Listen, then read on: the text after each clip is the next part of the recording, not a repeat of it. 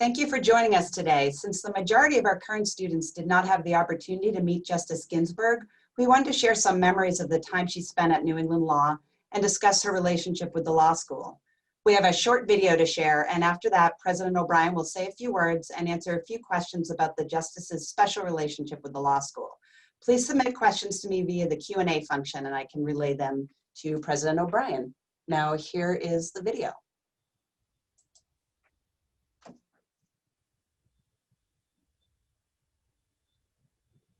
Here's to New England School of Law on its centennial celebration. May the school's pioneering efforts and record of achievement continue in the next 100 years and beyond. In recognition of her long-standing commitment to equal rights under the law and for her many contributions to American jurisprudence, the Board of Trustees of New England School of Law is pleased to present to Justice Ruth Bader Ginsburg the honorary degree of Doctor of Laws. Thank you. I am glad to be one of you now to have an honorary degree from this law school, and I so much appreciate the hearty welcome I received throughout the day. But now I am the only thing that stands between you and your dinner.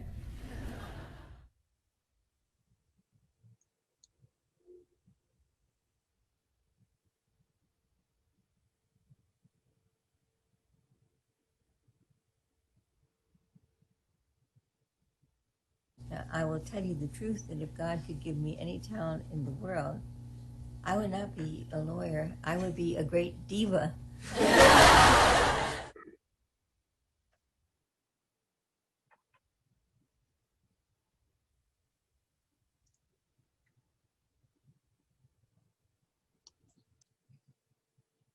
President OBrien, I'm going to turn it over to you to share some of your reflections on the Justice's time with New England Law.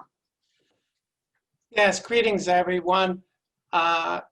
I'll be somewhat brief because I want to leave some time to answer questions. And I don't want to belabor a point that all of you understand. We lost a great friend of New England Law, Boston. We were New England School of Law back then. The name changed right after the 100th anniversary of the school, which is why she used New England School of Law. But she was a great friend, and she came to the school really for two reasons. One, her best friend, Justice Antonin Scalia, had come to the school a couple of years earlier and told her, if you want to go to a school where you'll have some fun and they'll treat you right, you ought to go up there to New England. That was one reason. The other reason was that she was drawn to our history, a history that she didn't know about until Justice Scalia shared it with her, that we were the school that was opened exclusively to educate women in the law at a time when women weren't really being admitted to law school. In fact, the Tufts historian has noted that in the year 2020, a full 20%, in the year 1920, a full 20% of all the women in law school were at our school, then known as Portia. And that was something that impressed her. And I think that was a big part of the reason why she found it interesting to come here. It was the perfect time for a visit from Justice Ginsburg. We were celebrating our 100th anniversary, our birthday, if you will. She spent the entire day here with faculty, students, and staff. And you saw some of it in the Q&A she was doing with students, which was both astoundingly insightful as well as funny, because she had just a great sense of humor. All of that culminated in a dinner that night, which was open to all of our community, students, faculty, staff, and alumni. And the date that we held that was March 13th, our 100th birthday. We found out that, well, we researched it and found out that her birthday was a mere 2 days later. So as we were introducing her, I asked everybody in the audience to thank her by wishing her a happy birthday. And everyone stood and sang happy birthday to Justice Ruth Bader Ginsburg.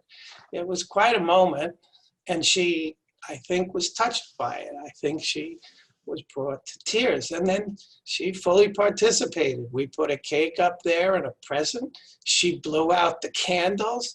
I'm not sure we put as many as would have reflected her birthday there, but she was a good sport. And then she spent, the evening having dinner with us and speaking to us.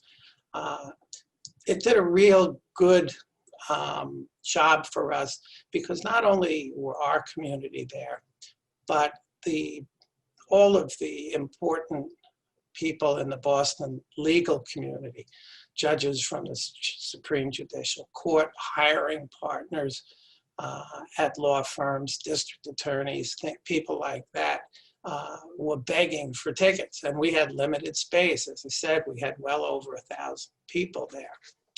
But we developed a really nice relationship with her. She invited me down when she returned to Washington, and of course I went. But not only that, we do these things called, you'll find out after you graduate, it's Supreme Court swearing in. We do them every year and a half or so. And it's for people who are out 2 years, don't get themselves in trouble with the local bar, and then they get sworn in so that they can practice before the Supreme Court. So we would bring a group, usually 40 or 50 alumni down, and they each get a guest. But after they would be sworn in, by the way, by all 9 justices sitting at the court, we would go back to our own private room, and we would have juice and coffee and pastries and things of that sort. And every time we would do this, she would come down and have juice and coffee and pastries with our group. She had a real affection for our school. I remember very distinctly, we just happened to have our swearing in on the same day as one of the lesser schools in Boston. And they didn't have anyone from the court come down to have juice with them. And they were trying to get into our reception. So I must admit, I'm not above feeling good about such things. So that was a nice thing. And then after that, we always stayed in touch. And she taught for us in our Malta Summer Abroad program. Yeah, that was particularly noteworthy to me because she didn't just hit and run. We've had justices, and they've all been great, teach in the summer programs before. And they really have been nice and down to earth. In Malta, she made sure she got to personally meet one-on-one with every student there, which is really quite extraordinary and quite giving of her time. But that's who she was, in my opinion. She was very funny, she was very caring, and she was just a good person. And I don't know anyone on either side of the political aisle who didn't appreciate this very special person. So there's not a lot more for me at this moment to say, other than the school lost a really good friend, and it's affected me certainly more than I would have expected it to. So as the end of the video said, rest in peace, and I, for one, will never forget the memories that I shared with her. So, Jen, I think that's enough of me for now. Thank you, President O'Brien. As I said before, if anyone would like to ask any questions about our relationship with the Justice, they can submit them through the Q&A. And we do have one right here that I wanted to ask you. How did the Justice come to teach for us in Malta? And can all students attend the summer abroad programs? Yes, we're in a relationship with 3 other schools. We call it the Consortium for Innovative Legal Education. That's California Western, Mitchell Hanlon, and South Texas in Houston. And obviously, that program sold out quickly. But our students had priority, and the students at our sister schools had priority. And then if there were any openings, which there weren't, we would have opened it up to the students across the country. We do that regularly with the programs. They don't always fill up if you don't have a Supreme Court justice there, but there wasn't room for anyone else at this particular adventure. So how did she come to be there? Well, that's interesting as well. She and I exchange holiday cards at the time of year in December when that's appropriate. And in the card that I sent her, I noted that she had an open invitation to teach in Galway, Prague, Santiago, Malta, London, the places where we have summer abroad programs. And I was on vacation at the time, and my cell phone rang, and it was Justice Ginsburg. And she told me about the fact that she had an open invitation from an opera star who lived in Malta to visit at any time that she could get over there. So she said to me, is it too late now in December for me to do Malta this coming Sunday? You know, to which I replied, December of next year wouldn't be too late if she was willing to come to our summer program. So we set it up, and it all happened rapidly. We got great cooperation from the lead school on that, South Texas. We actually had to extend the program a bit in order to accommodate her being there. But yeah, it was a simple thing as a holiday card, to which she responded and remembered that she had an opera star over there that she was friendly with, that she wanted to visit with. So we, in a way, just lucked out. A few more questions. Do you have a close relationship with any of the other current justices, and what's the likelihood that we'll get to see a Supreme Court justice speak at the school in the future? Well, I would be optimistic because my successor was a Washington leader in that he was a member of the Senate. He's prominent enough to be a United States ambassador to New Zealand. And I certainly would help out any way that I can. Certainly, I lost a friend in Justice Scalia. He taught for us a couple of times in Galway and visited the school, and I had the great good fortune to travel with he and his wife when he wasn't teaching over there. Chief Justice Roberts And by the way, this is how unfortunate that was. A year and a half after Justice Scalia died, he was supposed to be teaching for us in Prague, but that obviously didn't come to happen. This past summer, I had arranged with Justice Sotomayor to be teaching in Prague, but COVID put an end to that pretty quickly. But she's interested in doing it. So when we get out from under this, which I doubt will be the coming summer, I have every expectation that she'll probably participate in the Prague program. She certainly hasn't said, you know, I'm no longer interested. Chief Justice Roberts has been great, and I expect that there may be an opportunity with him in the future. When I say he's been great, not only did he come to the school, teach an evening class and a day class, but he met all day with, again, students, faculty, etc. And he didn't want to make a speech, so he put me on the spot. And I had to do a Q&A with him because he prefers that format. To say I was nervous would be the understatement of the year. But he's taught for us in London, Prague, Malta, and Galway.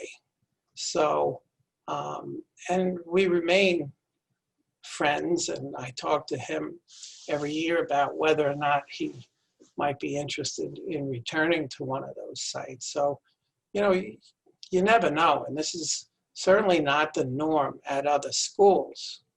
You know, if anyone thinks this happens, just survey the offerings at other schools. We've been very lucky to have relationships with these justices down on the court. When I was a law student, you read the opinion was issued by Justice such and such, and they seem to be mythical figures. So the ability to ask them questions and be in a classroom is really quite extraordinary. And, you know, I'm very hopeful that we'll be able to continue that under our new dean and president. And, you know, I have continuing contractual obligations, although not in the role that I'm currently in. But certainly I'm anxious to help out if the new dean and president wants some help.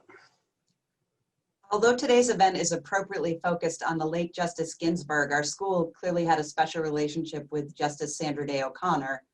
Could President O'Brien share some recollections about her visits to the law school if he thinks it's appropriate? Well, you know, what's appropriate is really up to the people asking the questions. Justice O'Connor also came here. Think about that. During our centennial year, the only two women ever to have served on the Supreme Court of the United States, and that was true at the time, came and helped us celebrate our centennial. Justice O'Connor came, and she was in the fall semester. Justice Ginsburg was in the spring. But Justice O'Connor really was attached to the school. Justice O'Connor came back 5 times. We have a great picture of her looking at her portrait hanging in the library. She called me up one time and simply said that she had to make a speech, but her lunch hour was open. Was I doing anything? And I was, but of course I lied and said no. You know, talked to her there. She was kind enough to come up during a time when the Board of Trustees celebrated my 25th year as dean. So I did a Q&A with her there. And this was all following, those visits were all following in mid-1990. Well, no, it wasn't mid-1990s. I think it was 1990 visit that got her started off. So she'd come up every few years and stop by. And, you know, it depended on what we wanted, what we were doing at the time. But she loved the school. And I remember taking her to Fenway Park the day after a visit one time. And because I would visit with her when I went to Arizona, she has a golf club and she's an avid golfer. So she asked me if I golfed. And I told her, no, but I am gonna take it up when I have some time, because I could always hit a ball. So I figure I can hit a golf ball. And she said to me, how old are you? And I said, 59. She said, I wouldn't bother. You don't have a chance at being any good at that. So, she had a way of giving you the needle too. But she really got it all started off. She was the first one we were able to talk into coming. And, we roll out the red carpet for them when they come. So, they talk among themselves down there. And I send them flowers. If they visited our school, I send them flowers during the holiday season just to thank them, even if it was 15 years ago. So they know who we are down in the court. And, I'm optimistic that there'll be more of that. Thank you. I know you have an engagement this evening, so I thought we could take a few more questions, just 2 more questions perhaps. There's a famous photo of the justice with Justice Scalia on an elephant. You mentioned their friendship and that you knew them both. Did either of them ever mention that to you? Well, I do have an anecdote, but neither of them mentioned that specific photo. I have a copy of it because I think it really is, it illustrates just how much you can be on the different side of any discussion or argument and still not allow it to invade any potential for friendship. And they truly were best friends. I saw a clip where they both appeared at an event down in Washington, I don't know, the press club or one of those things. And they were being interviewed together and they were given the business to one another. And what I thought was sort of cool was Justice Scalia talked about the fact that he would hear from some of her followers that they didn't like the fact that he was up front on the elephant and she was in the back, to which she very quickly replied, that wasn't a matter of status, that was a matter of weight distribution. So, they were pretty funny and they could give it to one another. So, I didn't get that story from either of them, but I actually viewed it live, and you probably could find it on YouTube if you were interested. A great question here. What do you think the passing of the late Ruth Bader Ginsburg will mean for the future of our country? Well, she's irreplaceable. It's interesting just how much these two really good friends stand out over the last, 50 years or longer as being iconic and for representing vastly different views of the Constitution. And, I'm not sure that there should be any particular balance one way or the other, left or right, on the court. I mean, those things happen serendipitously, but she certainly was brilliant and she expressed herself in a way that was extremely impressive. And I think her legacy is going to be multi-layered. She was brilliant. She was authentic. And somehow or other, as she said in a speech later on in life, in her wildest dreams, she never would have thought that she would ever become known as the notorious RBG. So, you know, I'm not really good at predicting the future, but I know she'll be missed, her intellect, her wit, her authenticity. You know, sure, we've had a huge loss, but the country has had a huge loss. The court has had a huge loss. I don't think you replace someone like Justice Ruth Bader Ginsburg. Somebody else will be appointed to take her place, but you know, you don't replace someone like that. Thank you for taking the time to share these reflections and recollections with us. And I know personally that the justice made an impact on so many people. There's even a little memorial out in front of the law school. So clearly our students are really touched by the impact she had on society. And if anyone wanted to check out that little memorial that someone left in front of the law school, they could check out our Instagram stories where it's been posted. And also we'll be sharing a copy of this video with everyone that we presented today. And I just want to thank everyone for their time, and thank you, President OBrien. It meant a lot to me when I was able to help out at the Supreme Court swearing in and to be in the room with the notorious RGB. So thank you. Oh, you've recorded this? Did I use any bad language? That'll be edited out. Okay, fair enough. Well, I appreciate the fact that anybody would be interested in hearing these reflections. I was very, very proud of her fondness for our school. So the fact that I get to share that a little bit means a lot to me. So thank you. Thank you. Have a great evening, everyone.